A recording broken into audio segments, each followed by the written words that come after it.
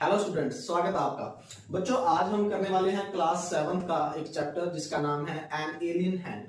बच्चों, इसकी मैंने जो एक्सप्लेनेशन है वो ऑलरेडी ले चुका हूं, और अगर चाहो तो आप डिस्क्रिप्शन में उसका मैंने लिंक दिया है, आप चाहो तो वहां पर जाके इसकी एक्सप्लेनेशन देख सकते हैं। तो आइए करते हैं इसके क्वेश्चन आंसर। इसका फर्स्ट क्वेश्चन क्या है, how does Tillu manage to find his way to the forbidden passage. कि जो टिल्लू था वो उस पैसेज की ओर कैसे जा पाया जहां पर आम आदमी तो जा ही नहीं सकता था। तो how he could manage himself to go to the forbidden passage. Forbidden होता है एक ऐसी जगह जो कि हर किसी के लिए पॉसिबल नहीं है।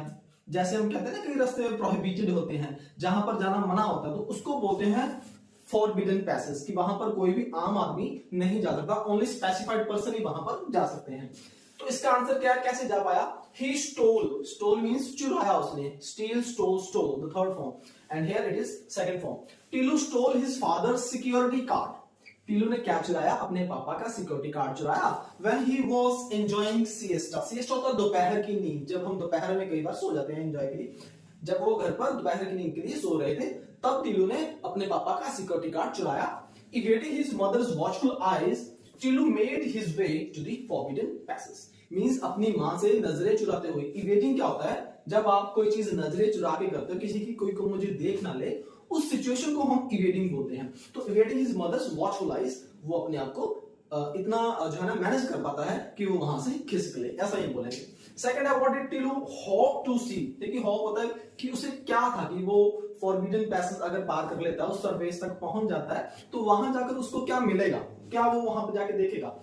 Hope to see once he enjoyed emerged from his underground home, कि वो चाहता अगर वो नीचे चला भी गया तो वहां जाकर उसे क्या मिलेगा, ऐसा टिल्लू क्या सोचता है कि अंदर क्या हो सकता है। तो उसका आंसर है Tillu hoped to see the sun.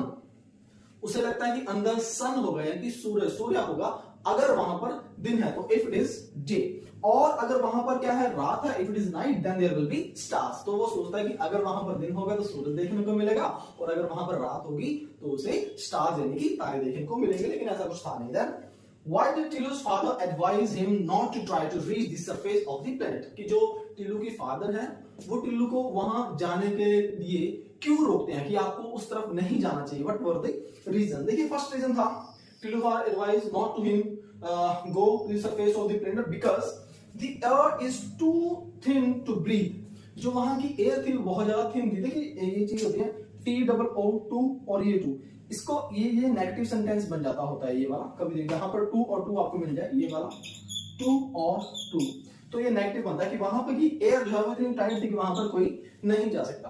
तो because the air is too thin to breathe, air इतनी ज्यादा थिक थी कि वहां पर ब्रीथ यानी कि सांस नहीं लिया जा सकता था। देन दूसरा जो कारण था वो क्या था, and he the temperature is too low that he could freeze to death. दूसरा रीजन ये था कि वहां का जो टेम्परेचर था इतना ज्यादा कम था और इतनी ज्यादा सर्दी थी कि अगर कोई भी बिना कपड़ों के एक स्पेसिफिक सूट के वहां पर जाता है, उस टेम्परेचर पर जाता है, तो वो ठंड के मारे उसकी डेथ भी हो सकती है, और ये श्योर है। इसलिए these were the main reasons that टिल्लू's father stopped him to go toward the forbidden passage. तो ये 3 क्वेश्चन है। नेक्स्ट क्वेश्चन करते हैं।